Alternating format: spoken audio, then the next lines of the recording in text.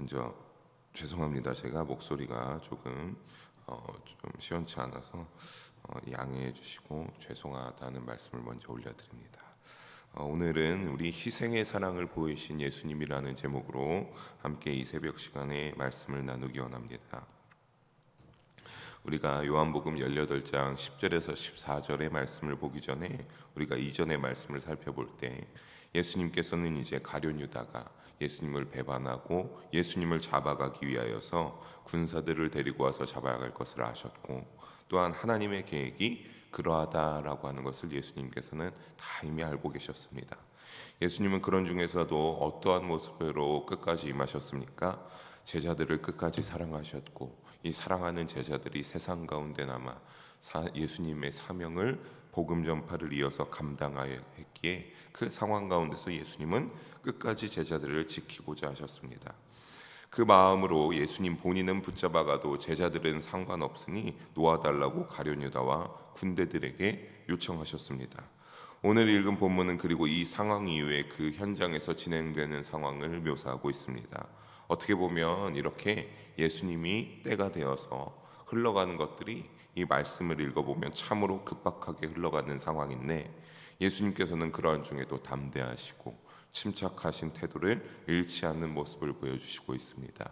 우리 함께 본문 속을 살펴보고 주시는 진리의 교훈을 깨달을 수 있기를, 이 시간 그렇게 되기를 주님의 이름으로 소망합니다. 우리 10절을 다시 함께 한번 읽어보겠습니다. 10절입니다. 이에 시몬 베드로가 칼을 가졌는데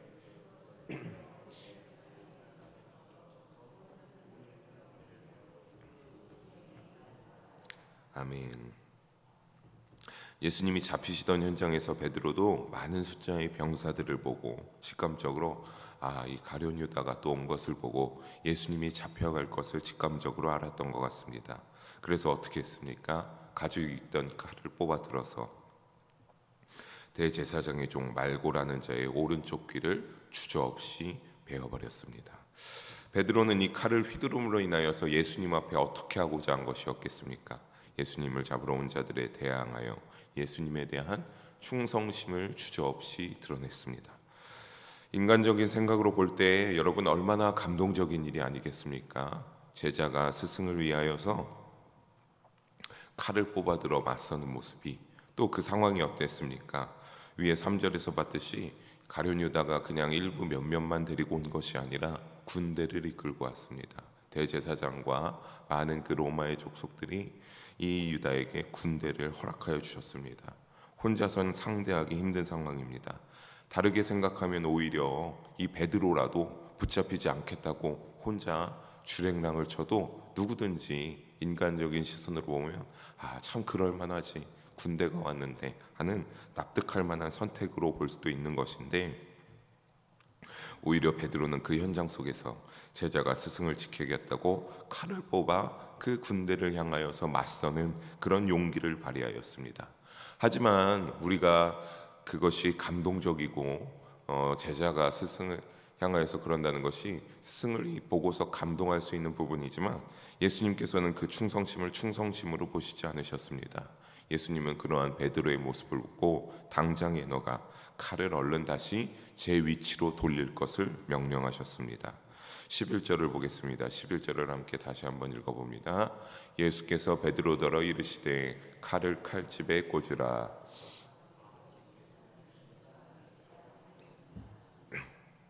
맛있잖아요. 아멘. 요한복음의 본문에서는 오늘 우리가 읽은 것처럼 칼을 칼집에 꽂으라고만 하셨지만, 마태복음에서는 예수님이 이 이후에 조금 더 내용을 첨부하여서 뭐라고 하셨습니까? 칼을 가지는 자는 칼로 망한다라고 예수님께서 베드로를 향하여서 말씀하셨습니다. 예수님이 이와 같이 말씀하심으로 단순히 폭력을 부인하고 혐오하고 비폭력을 지향하는가라고 하면 그러신 것은 아닙니다.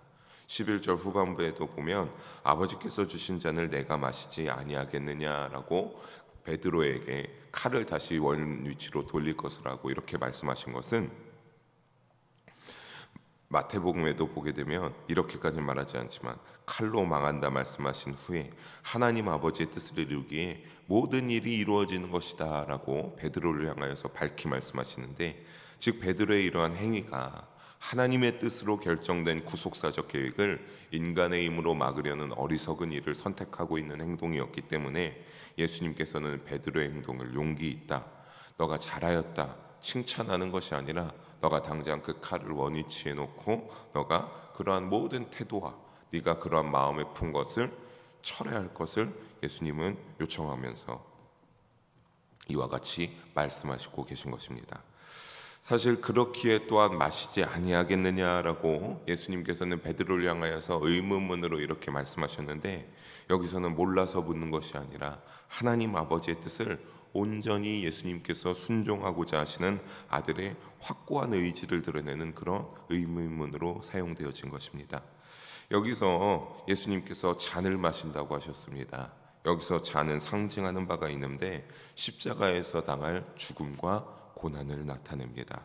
즉 하나님께서 주신 잔입니다. 결국 이 잔을 예수님께서 내가 마시지 아니하겠느냐라고 하면서 내가 무조건 이 잔을 하나님께서 주신 잔을 마시겠다라고 하는 것은 예수님께서 십자가에서 순환당할 것을 직접 선택하시는 것이며, 본문 속에 서술되어진 유다의 배반이나 예수님을 죽이고자 했던 어떠한 당시에 그런 종교 지도자들인 바리새인, 서기관들의 목적이 이루어지는 그러한 비참한 죽음이 아닙니다. 구원코자 했던 그러한 택한 자들을 죄의 자리에서 벗어나 빛의 자리로 내려가 구원하시기 위한 예수님의 하나님의 위대하신 구속 계획에 의한 것임을 알아야 할 것입니다. 예수님의 이 말씀이 끝남과 동시에 12절에 보게 되면 병사들이 어떻게 했습니까? 예수님의 이 말씀이 끝남과 동시에 예수님을 붙잡으러 나왔습니다. 여기에 보게 되면 12절에도 군대라는 단어가 나오고 천부장이라는 단어가 등장하는 것을 볼 수 있습니다. 사랑하는 성도 여러분, 천부장이라는 것은 어떠한 것을 칭했습니까? 성경에서 천부장이란 건 로마 군대의 고급 장교로 당시 군대 지휘관을 부르는 여러 가지 명칭 중에 하나였는데, 이 천부장은 1,000명의 부하를 병사를 지휘하는 자를 천부장이라고 불렀습니다. 이 구체적인 직책이 나오고 3절에서도 가룟 유다가 군대를 데리고 왔다라고 했는데 12절에서 또다시 이 군대라는 용어가 나오는 것은 예수님을 어떻게든 잡고자 하는 의지가 강했음을 알 수 있고, 또 여기에 이렇게 예수님 한 명을 잡는데 로마 군대의 고급 장교인 천부장이 이 가룟 유다와 함께 동행했다라고 하는 것은 단순히 그냥 이스라엘의 유대인의 그러한 지휘관들이나 그들의 목적이 아니라 로마도 정치적 세력도 맞물려 있음을 결코 무관하지 않다는 것을 잘 보여주고 있습니다. 하지만 예수님은 이들의 우려와 달리 어떻게 했습니까? 저항한다거나 그들을 향하여서 싸우는 것이 아니라 우리가 이전에도 살펴봤지만 담대하게 로마의 군사들 가운데 배반한 가룟 유다의 제자들 앞에 나와서 내가 예수다, 내가 너희가 잡아갈 예수다라고 담대하게 선포하시고 저항도 하지 않으시고 순수하게 나아갔지만 그들은 어떻게 했습니까? 12절 마지막에 보이는 것처럼 단단히 결박하였습니다. 13절입니다. 우리 13절을 다시 함께 한번 읽어보겠습니다. 먼저 안나스에게로 끌고 가니, 아멘. 13절에 보니까 그들은 결박하고 누구에게로 데리고 갔습니까? 안나스에게로 데리고 갔습니다.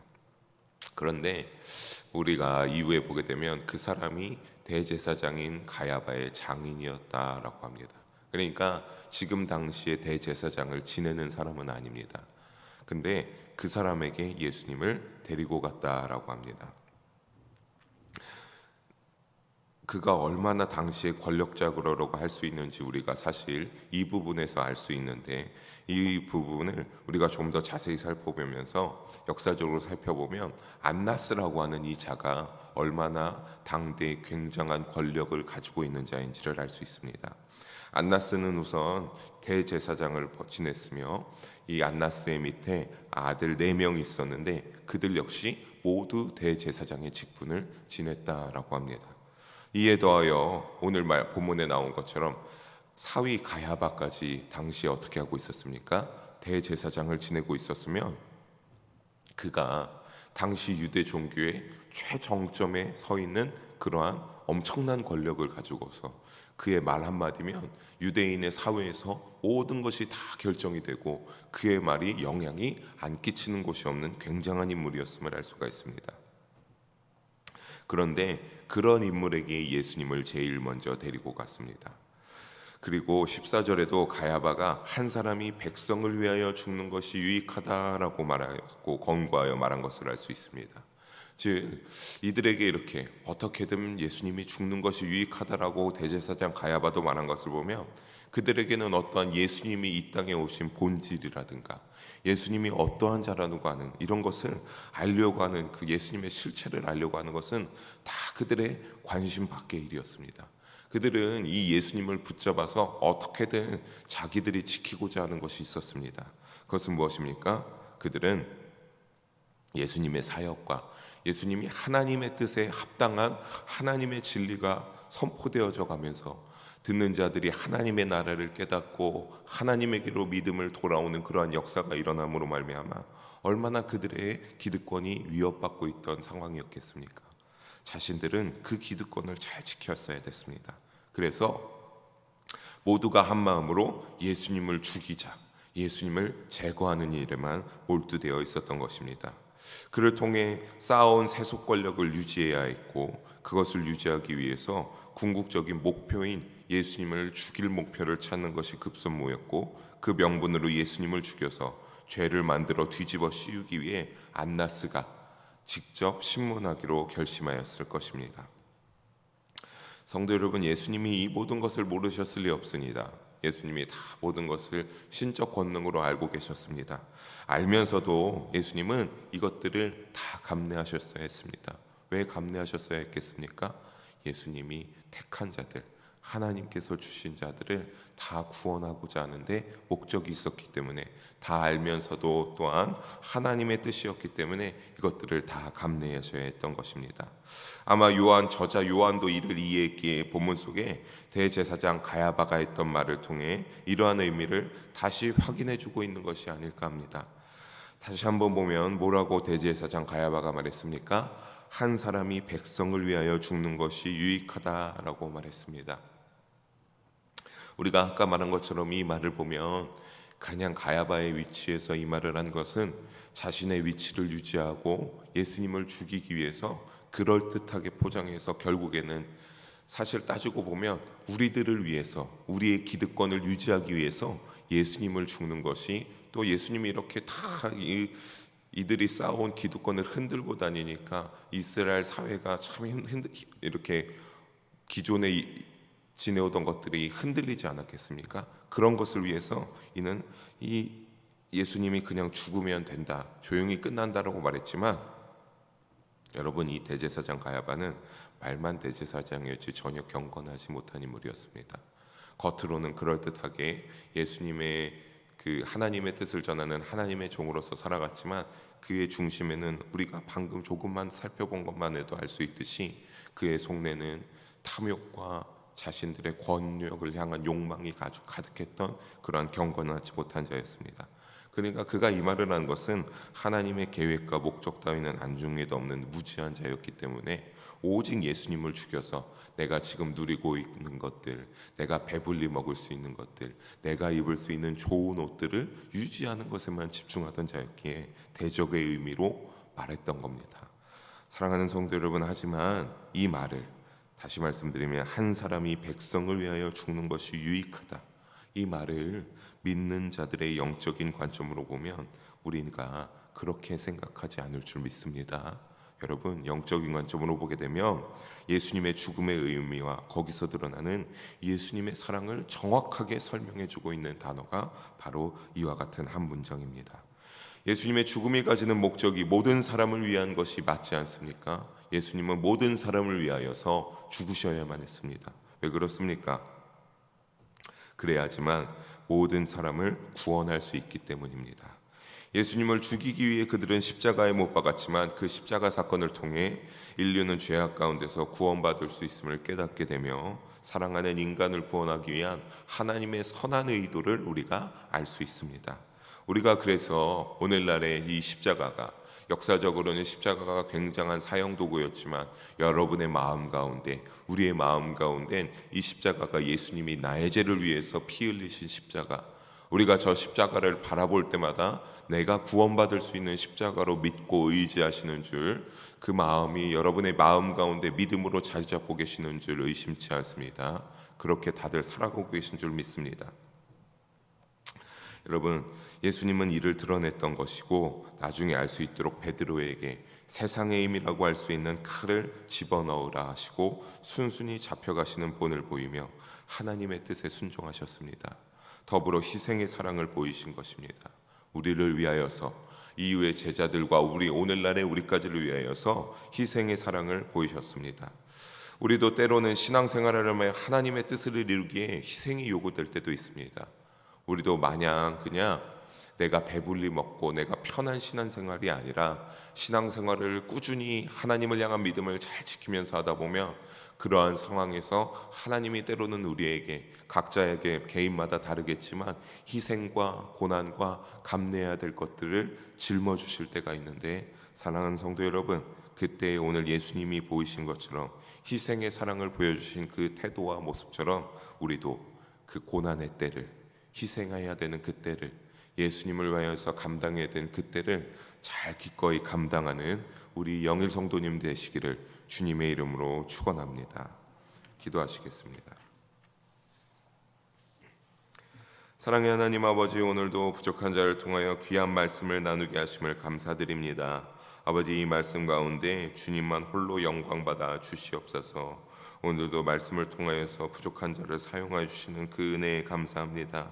아버지, 우리를 위해서 희생의 사랑을 보이신 예수님의 그 사랑을 우리가 기억합니다.